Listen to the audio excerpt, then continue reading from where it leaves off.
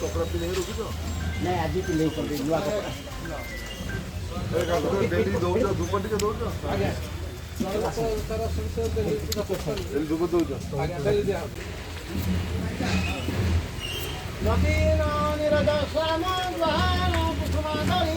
मम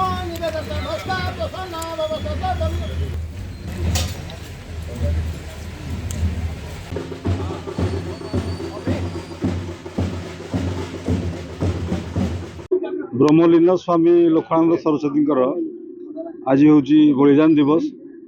यहाँ गाँ जन्ममाटी एठी प्रतिमूर्ति माल्यार्पण करागला एवं पूजा अर्चना करागला। आमर मान्यवर केंद्र मंत्री धर्मेंद्र प्रधान एवं पालधार विधायक अशोक महांती एवं विश्व हिंदू परिषद नेतृमंडली एठी उपस्थित थिले। विश्व हिंदू परिषद साधारण संपादक महेश सोनी ये उपस्थित थे। आज आम मन पकड़ा तालचेर माटी वीर माटी ये माटी रे जड़े धर्म प्रचारक धर्म रक्षा करने एवं भारतीय संस्कृति परंपरार सुरक्षा बलिदान देले।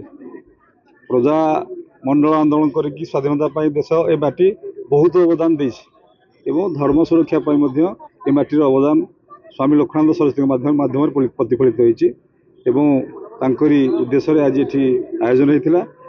आम समस्ते श्रद्धांजलि देलु एवं आशा करूँ से जो कम करुले समाजर शेष धाड़ी थे लोक मानक आकु नवा हो कि धर्म रक्षा हो से कम आम समस्ते एकजुट होकर आगे बढ़ू से आशीर्वाद विकृत कर